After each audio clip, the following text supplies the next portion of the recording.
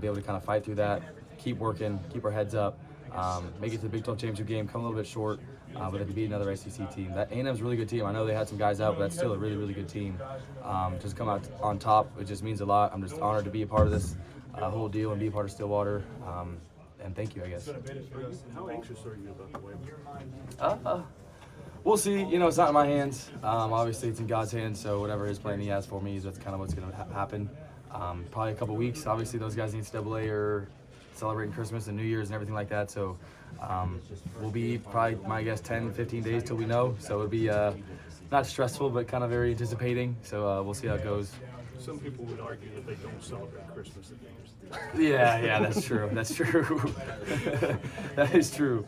But hopefully, whoever gets assigned, they appreciate that the waiver. But let's say you do come back, though. I mean, looking on paper, what this team has next year could be. I mean, somebody said Big 12 Dangerous. championship earlier. Yeah, dangerous for sure. We'll have all 5 of those linemen up front back with some new additions. Get healthy for sure. Have all the receivers come back. Obviously, Leon Lees, and then we get Tripp back. But yeah, I just want to give love to Leon. Obviously, he made a decision in the middle of the year to burn his red shirt, come out and play the final 6 games. Had some unbelievable catches tonight, but I think improved his draft stock. He's an unbelievable player. Obviously, 6'5", can run, can go get it, runs crisp routes. So just obviously, it's sad to see guys like him leave and Josiah leave and Cass leave. But other than those 3 guys, there's a potential for every single person that you saw on the field tonight to come back. Alan, you got they cut it to 1 possession, 5 minutes left. You go out there, you gotta make first downs, but you want to bleed clock too. Yep. And either 4 or 5 of your first 6 plays were throws. Yeah. How much did that please you? That really kept Yeah. Even when the game is That on is the true. line, you're still throwing it around. Yeah, I think we were gotten a rhythm early. I think we kind of knew what coverage they were going to be in cover 1. And I think we liked our guys outside. A couple of them were kind of some run pass option deals where it is a run called with a pass tag.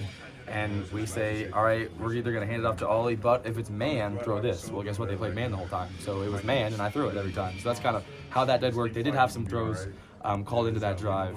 But a couple were RPOs that we had the right look that we wanted to take advantage of. The second touchdown to Rashad, you seem to be directing traffic before the snap. Kind of what was going into that? Yeah, so I wanted to get into cover 0 check. They were bringing an all-out blitz.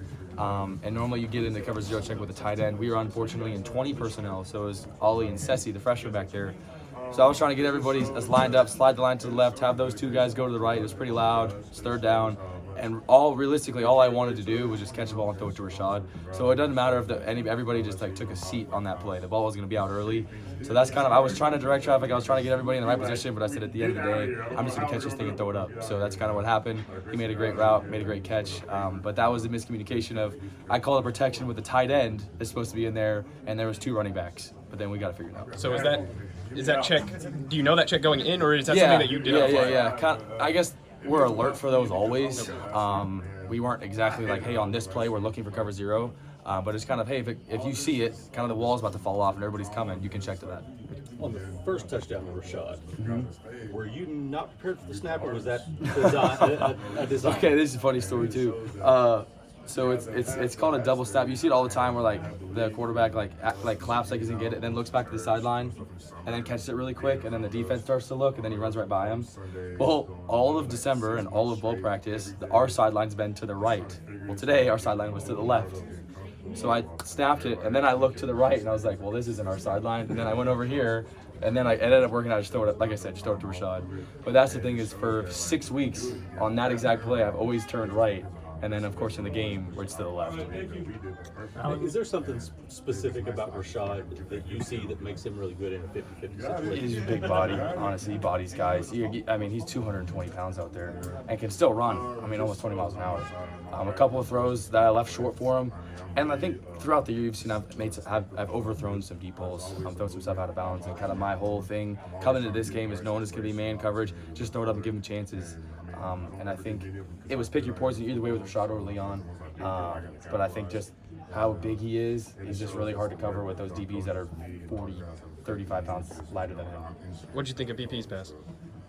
Sorry? What'd you think of Brendan's pass? Oh, yeah, it was good. I didn't think he was going to bite, honestly. I was looking for it. I didn't think he was going to bite. And then, like you said, just throw it up to Rashad. But, yeah, I didn't think it was a great play. It was a great call by Coach Dunn.